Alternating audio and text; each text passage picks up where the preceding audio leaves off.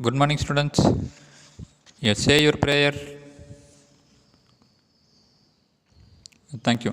நான் ஒரு நல்ல ஆசிரியர். நான் உங்களுக்கு தாயாகவும் தந்தையாகவும் இருந்து முறையாக அன்போடு கல்வியை போதிப்பேன். நான் ஒரு நல்ல ஆசிரியர். நான் உங்களுக்கு தாயாகவும் தந்தையாகவும் இருந்து முறையாக அன்போடு கல்வியை போதிப்பேன். நான் ஒரு நல்ல ஆசிரியர். நான் உங்களுக்கு தாயாகவும் தந்தையாகவும் இருந்து முறையாக அன்போடு கல்வியை போதிப்பேன். Okay, students, take your social science book. Take page number 99. So today's topic, VIJAYANAGAR administration. So in our previous class, we discussed about the rulers of VIJAYANAGAR kingdom.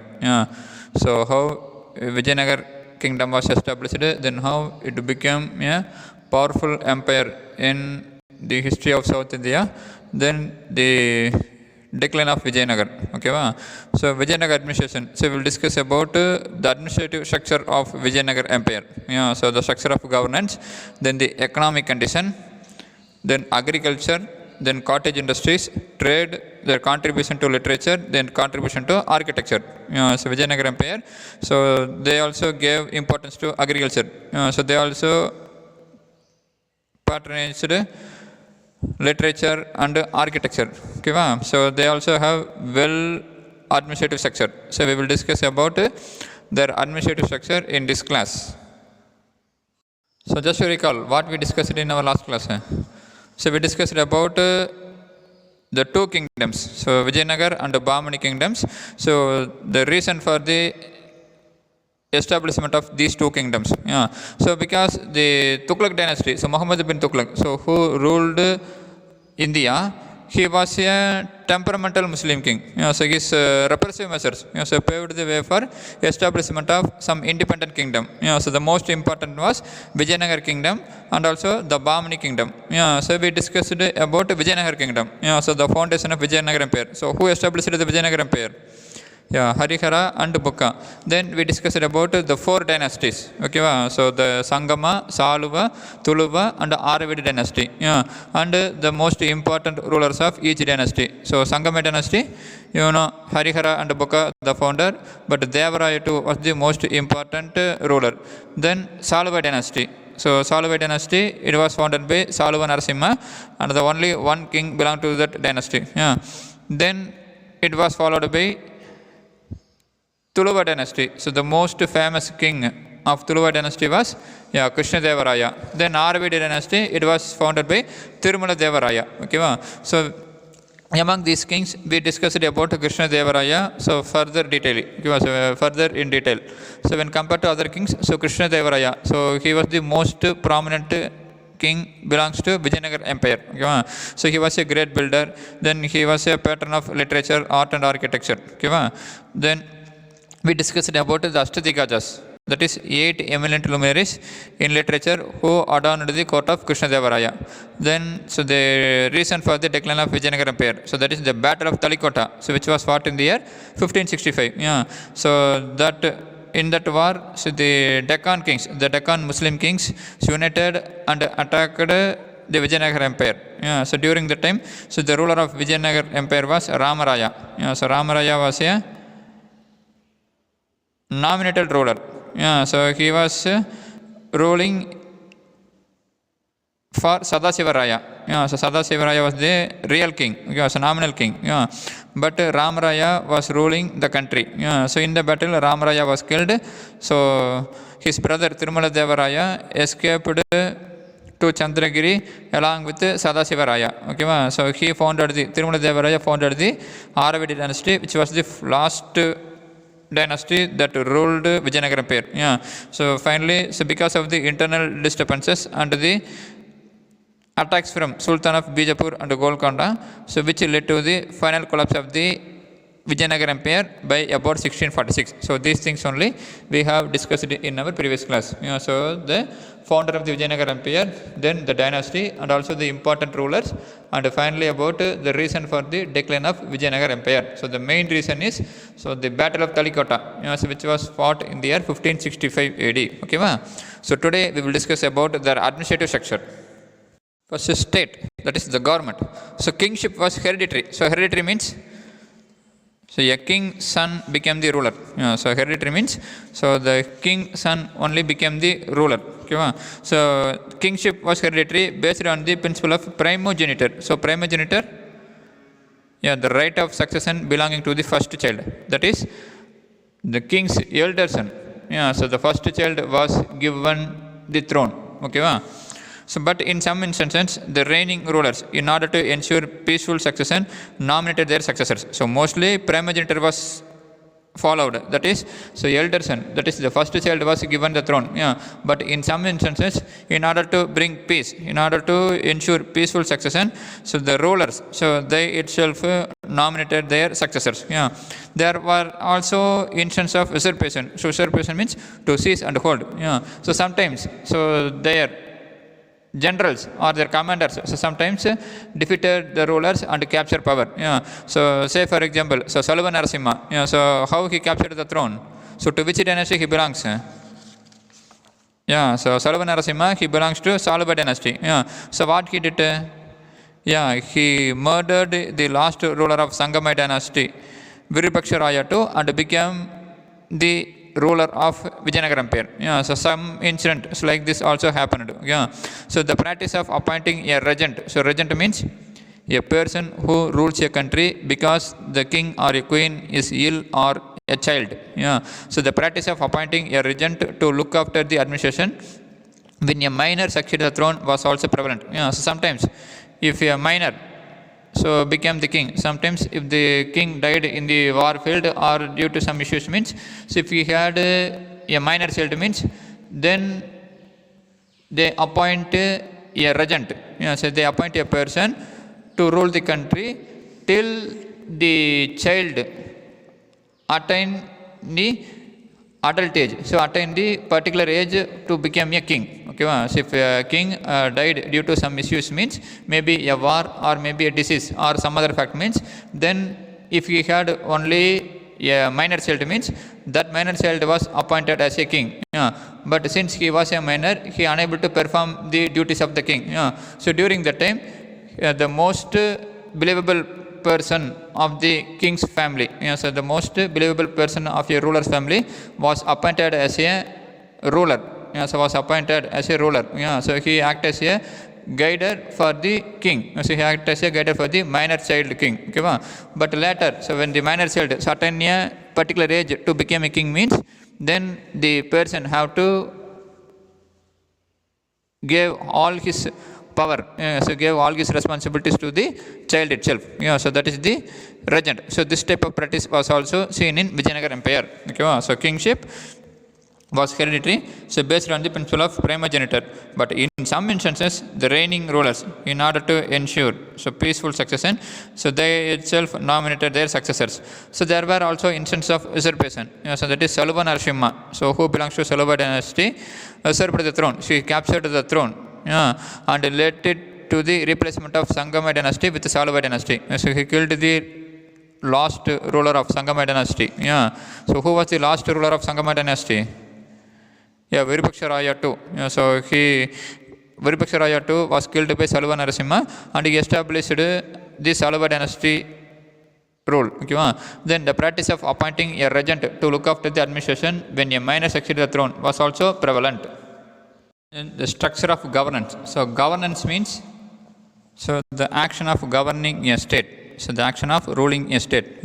So the empire was divided into different mandalams. So different provinces called as mandalams, then to nadus, that is districts, and then to stalas, that is taluks, and finally into gramas. So the empire was divided into different mandalam. So then mandalam to nadu, then nadu to stalas, then finally to gramas, that is provinces to districts, then districts to taluks, then taluks to villages. Each province was administered by a governor called Mandaleshwara. So each province, so the empire was divided into provinces. So like now the state is there now. So the whole India was divided into states now. So Tamil Nadu, Kerala, Andhra, Maharashtra, Gujarat, like that no. So like that, so the Vijayanagar Empire was divided into provinces. So that was called as Mandalam. So each province was administered by a governor called Mandaleshwara. So the lowest unit of the administration was the village. So the lowest unit of administration was the village. Then each village had a Grama Sabha. So each village had a Grama Sabha. So the village headman was called as Gauda. So the village headman was called as Gauda, who looked after the affairs of the villages. So Gauda, the village headman, looked after the affairs of the villages. Then apart from that, so the Vijayanagar Empire gave importance to military also. So the army consisted of the infantry, cavalry, and elephant corps. So infantry means the soldiers who fight on foot. So the soldiers who fight on foot. Then cavalry, it is a part of an army that fought on horses. So infantry soldiers, so they fought in foot. So in Tamil we can say Kalat Padai. So cavalry, so Kudirai Padai. And also the elephant corps. So the part of an army, so that fought on elephant. So the army was modernized and the Vijayanagar army began using firearms. So the army was modernized. So the Vijayanagar army was modernized. So Krishna Devaraya, so he had a close association with the Portuguese, so Europeans. So they get the regular supply of weapons, so firearms. So Vijayanagar army used the firearms, so weapons which blow fire. So the combination of firearm and cavalry made them one of the most feared armies in India. So the combination of the firearm and cavalry, so the soldiers who fought on horses, so made the Vijayanagar army one of the most feared armies in India. So during that time, the structure of governance, the empire was divided into different mandalams, nadus, stalas, and finally to grama. That is empire to provinces, then province to district, then district as taluks, then taluks into villages. Each province was administered by a governor called as Mandaleswara. Then the lowest unit of the administration was the village. Each village had a Grama Sabha. So the headman of the village was called as Gauda, who looked after the affairs of the villages. Then finally the army, so the military, so it consists of so three divisions. So infantry, cavalry, then elephant corps. So the infantry, the soldiers who fought on foot. Cavalry, so part of an army that fought on horses. Then elephant corps. So the elephant divisions is also there. So the army was modernized and the Vijayanagar army began using firearms. So this combination of firearm and cavalry made them one of the most feared armies in India. Then the economic condition. So the Vijayanagar Empire was one of the richest states then known to the world. So the Vijayanagar Empire was one of the richest states then known to the world. Several foreign travelers who visited the empire during the 15th and 16th centuries left behind the glowing account of its splendor and wealth. So Vijayanagar Empire was one of the most richest state of that time, so known to the world. So several foreign travelers, so who visited the empire, Vijayanagar Empire, during the 15th and 16th centuries, so left behind glowing accounts. So they left a lot of accounts about the splendor and wealth of the Vijayanagar Empire. So about the splendor. So splendor means so magnificent. So the emperors issued a large number of gold coins called as Varahas. So the Vijayanagar Empire issued a large number of gold coins. So their gold coins was called as Varahas. So the Vijayanagar Empire was one of the richest states then known to the world. So several foreign travelers, so who visited the empire during the 15th and 16th century, left behind the glowing account of its splendors. So foreign travelers, so visited Vijayanagar Empire in 15th and 16th century, and they tell about the economic condition of the Vijayanagar Empire. So they praised the splendor and wealth of the Vijayanagar Empire. So the Vijayanagar Empire issued a large number of gold coins. So the gold coins of Vijayanagar Empire was called as Varahas. Then agriculture. So Vijayanagar Empire, so they gave importance to agriculture also.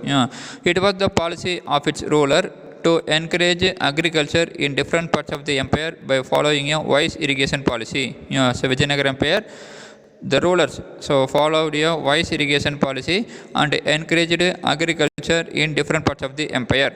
So the natural policy of Vijayanagar rulers was they supported and encouraged agriculture in their region. Because so the Vijayanagar Empire was well irrigated with various rivers, so like Godavari, Krishna, Okay, so Tungabhadra, like that. Yeah, so it was a very well irrigated area. Yeah, so the rulers, so naturally they encouraged agriculture. Yeah, so apart from the state, there were wealthy landholders and temples that invested in irrigation to promote agriculture. Yeah, so apart from the government, so there were wealthy landholders. So not only the rulers, so they invested in irrigation. Yeah, but even the wealthy landholders and the temples, so they also invested in irrigation to promote agriculture. Yeah, so Abdur Razak, so the visiting Persian emissary. So emissary means, yeah, a person who was sent as an diplomatic representative on a special mission, on a special occasion. Yeah, so emissary means a foreign person, a person from any foreign country, so who was sent by the ruler.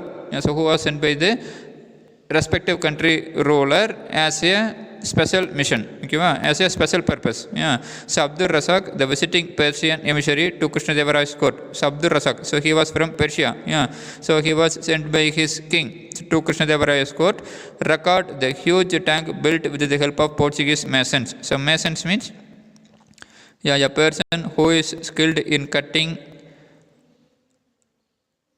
and making things in stone. Okay, so Abdur Razak, the visiting Persian emissary to Krishnadevaraya's court, record the huge tank built with the help of Portuguese masons. So channels were constructed to supply water from the tank to different parts of the city. So channels were constructed to supply water from the tank to different parts of the city. So the city was well stocked with a variety of agricultural goods. So stocked means, yeah, stored, so or placed.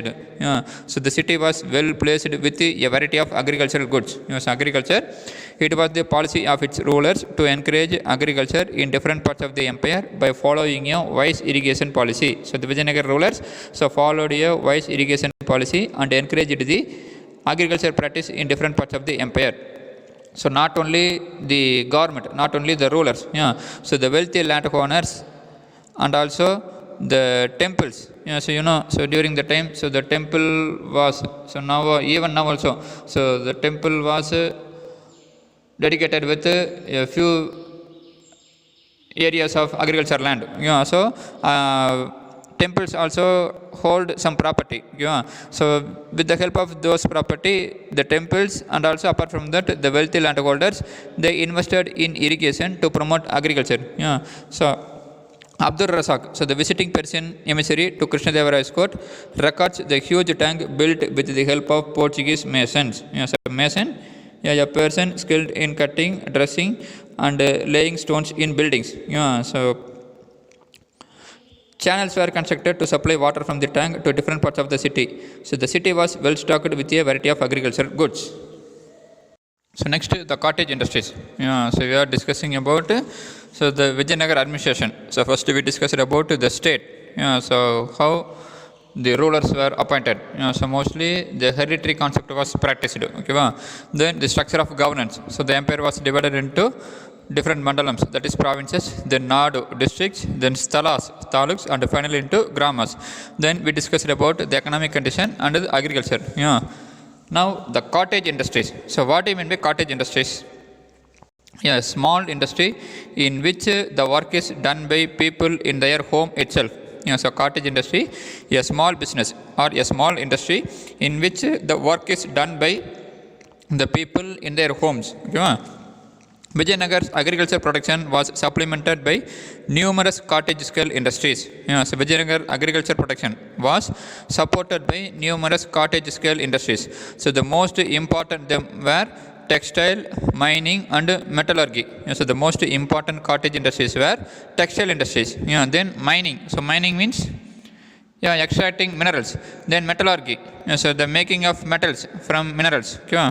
Then craft and industries were regulated by guilds. So guild means, yeah, a medieval association of craftsmen or merchants, often having considerable power. So guild, so an organization, so formed by the merchants, that is by the traders. Abdur Razak, so who was the emissary from Persia, so make the reference to a separate guild for each group of tradesmen and craftsmen. So Abdur Razak, he makes a reference to separate guild, to separate organization for each group of tradesmen and craftsmen. So craftsmen means, So those who made things, so those who made usable things or decorative things made by hand. So cottage industries. Vijayanagar's agriculture production was supplemented by supplied with numerous cottage scale industries. The most important of them were textile, mining, and metallurgy. So craft and industries were regulated by guild. Abdur Razak, so he make a reference to separate guild for each group of tradesmen and also the craftsmen. Then trade activities. During the Vijayanagar Empire, inland, coastal and overseas trade flourished in goods such as silks from China, spices from the Malabar region, and precious stone from Burma. That is Myanmar. During the Vijayanagar Empire, inland, coastal and overseas trade flourished. So during the Vijayanagar Empire, inland trade and also coastal region trade. So trade with the coastal region and also overseas, that is trade with the foreign countries, also developed. So goods such as silks from China, so spices from the Malabar region, that and precious stones from Myanmar. So all imported to Vijayanagar Empire. So silk, spices and precious stones. So they were imported from foreign countries. Vijayanagar had trade contact with Persia, South Africa, Portugal, Arabia, China, Southeast Asia and Sri Lanka. So Vijayanagar Empire, so they had trade contact with Persia, South Africa, Portugal, Arabia, China, Southeast Asia and also Sri Lanka. So during the Vijayanagar Empire, inland, coastal and overseas trade flourished, so developed in goods such as silks from China, spices from the Malabar region. So Malabar region means it includes present state of Kerala, and precious stones from Burma, so that is Myanmar. So the country which is located in east of India. So if you see in the Asia map or in the world map, you can see Myanmar, so to the east of India. So next to India in eastern direction, it was Myanmar. So from Myanmar, the Vijayanagar Empire got the precious stones. Then Vijayanagar had a trade contact with Persia, South Africa, Portugal, Arabia, China, Southeast Asia and Sri Lanka.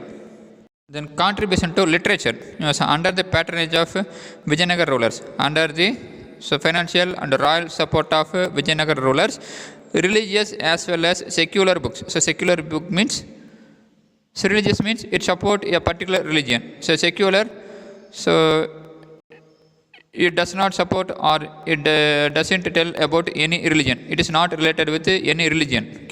So under the patronage of Vijayanagar rulers, religious as well as secular books were written in different languages such as Sanskrit, Telugu, Kannada and Tamil. So under the patronage of, so under the support of Vijayanagar rulers, religious as well as secular books, that is non-religious books, were written in different languages, especially in Sanskrit, then in Telugu, Kannada and Tamil. So Krishnadevaraya, so the famous ruler of Vijayanagar Empire, so who belongs to Tuluva dynasty.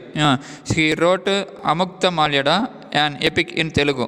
So Krishnadevaraya wrote Amukta Malyada, an epic in Telugu, and also a Sanskrit drama, Jambavati Kalyanam. So Krishnadevaraya wrote an epic in Telugu called as Amukta Malyada. Then a Sanskrit drama, so Jambavati Kalyanam. So Tenali Ramakrishna, so one of the Ashtadikaja, was authored Panduranga Mahatyam. So Tenali Rama authored, he wrote Panduranga Mahatyam. Then apart from them, so scholars like Srinada, Podana, Jakkamma and Dukana, so translated Sanskrit and Prakrit works into Telugu. So scholars like Srinada, Bottanna, Jakkamma and Dukana, so they translated Sanskrit and Prakrit works into Telugu. So Sanskrit, so Prakrit, so the language in ancient India. So so Ashoka's inscriptions mostly in Prakrit language. So Amukta Malyada, so it was an epic in Telugu. So what was in Amukta Malyada? So it is considered as the masterpiece in Telugu literature. It relates the story of the daughter of Periyalvar. So there are 12 Alvars. So who were Alvars? So they were the devotees of Lord Vishnu. So they worship Lord Vishnu. So one of the Alvar was Periyalvar. So the Amukta Malyada so tells about the story of the daughter of Periyalvar. So who was Goda Devi. So that is Andal. So in Tamil we call her as Andal. She used to wear the garland intended for Lord Ranganatha before they were offered to the deity, and hence the name Amugdha Malyada. Okay, so Goda Devi, Andal. Yeah, so she was the daughter of Periyalvar. Yeah, so Amugdha Malyada. So relates the story of Andal. Yeah, she used to wear the garland intended for Lord Ranganatha, so Lord Vishnu. So before they were offered to the deity, so before offering the garlands to the deity, she used to. So Andal used to wear the garland. So before offering the garlands to Lord Ranganatha, she used to wear that garland. Hence, she got the name Amugdha Malyada. So that means wears and gives away the garland. Yes, Amugdha Malyada, who wears and gives away garland. She first wear the garland, and then she offered it to Lord Ranganatha. Okay, so Amugdha Malya, one of the masterpiece in Telugu literature, was an epic written by Krishnadevaraya in Telugu language. Then contribution to architecture. So Vijayanagar Empire, so they gave importance to architecture also. So the temple building activity of the Vijayanagar rulers produced a new style called Vijayanagara style. So the temple building activity of the Vijayanagar rulers produced a new style. So that was called as Vijayanagara style. So prominence of pillars and piers. So piers, a platform on pillars, so which is projecting out. So typically incorporating entertainment access. So piers, so nothing but a platform on pillars. So they gave importance to pillars and also the platform on pillars. Piers in large numbers and the manner in which they were sculptured are hallmarks of the Vijayanagar style. So the prominence of pillars and piers in large numbers and the manner in which they were sculptured, so are hallmarks, are important one in their style. So horse was the most common animal to be depicted on the pillars. So horse was the most common animal to be depicted on the pillars. So naturally Vijayanagar empires, so the rulers, so they were very interested in cavalry. So they were very interested in horses. Okay, so the cavalry force and also with the firearms. So make them the most strong army of that time. Because already we have discussed. Okay. The structure have a mandapam, that is open pavilion with a raised platform, generally meant for seating the deity on special occasions. So the structures, so their building structure have that is the temple have a mandapam, that is open pavilion with a raised platform. So it was generally meant for seating the deity. So deity, the god, so the temple god on special occasions. So during the special occasions or during the festivals, so the deity was seated in the mandapam, so for the public worship. So these temples also have a marriage hall with elaborately carved pillars. So these temples, so constructed by the Vijayanagar rulers, have a marriage hall with elaborately carved pillars. So contribution to architecture, the temple building activity of the Vijayanagar rulers produced a new style called the Vijayanagara style. So prominence of pillars and piers in large numbers and the manner in which they were sculptured or hallmarks are the important feature of the Vijayanagar style.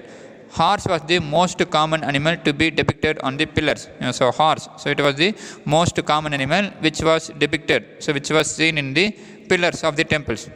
So the structures, so the temple structures have a mandapam. So mandapam means open pavilion with a raised platform, generally meant for seating the deity on special occasions. So these temples also have a marriage hall with elaborately carved pillars. Okay, students, so we have discussed about Vijayanagar administration. So first we discussed about the state. So kingship was hereditary, so based on the principle of primogeniture. But in some instances, so the ruler, so they itself nominate their successors in order to ensure peaceful succession. But there were also instances of usurpation, and also apart from that, there was also a practice of appointing a regent. Then we discussed about the governance, the structure of governance. So how was the empire divided? So then the lowest unit of administration. Then who was Mandaleswara? The governor who administered the provinces. So the empire was divided into provinces, and each province was administered by the governor. So he was called as Mandaleswara. Then the lowest unit was called as village. So who was the head of the village? Gowda. Then what are the three divisions of the Vijayanagar army? Infantry, cavalry, then elephant corps. Then economic condition. Okay, so the foreign travelers. So they mention about the splendor and wealth of the Vijayanagar Empire. Yeah. So what was the coin? So the gold coin issued by the Vijayanagar emperors. Yeah, Varahas. Then we discussed about agriculture. Yeah, so they gave importance to agriculture. So not only the state, but also the wealthy landholders and the temples. So they also invested in irrigation to promote agriculture. Yeah. So then who have the record about the huge tank built with the help of Portuguese masons? Yeah, Abdul Razak. So who was the Persian emissary? Then we discussed about the cottage industry. Okay, and then trade. So Vijayanagar Empire had trade contact with Persia, South Africa, Portugal, Arabia, China, Southeast Asia, and Sri Lanka. Then finally we discussed about the Vijayanagar's contribution to literature and architecture. Yeah. So which is the important epic of Telugu language? Yeah, Amukta Malyada. So who wrote Amukta Malyada? Yeah, Krishna Devaraya. Yeah, so it is considered the masterpiece in Telugu literature. Okay, so whose story was mentioned in Amukta Malyada? Yeah, Andal. So who was Andal? So she was the daughter of Periyalvar. Then finally we discussed about the Vijayanagar rulers' contribution to architecture. Yeah, so their style. Yeah, so introduce a new style of building temple that was called as Vijayanagara style. Yeah. Okay, students. So take your book. Yeah, take page number 100. So textbook reading. Yeah, read the heading contribution to literature, then contribution to architecture. Then homework.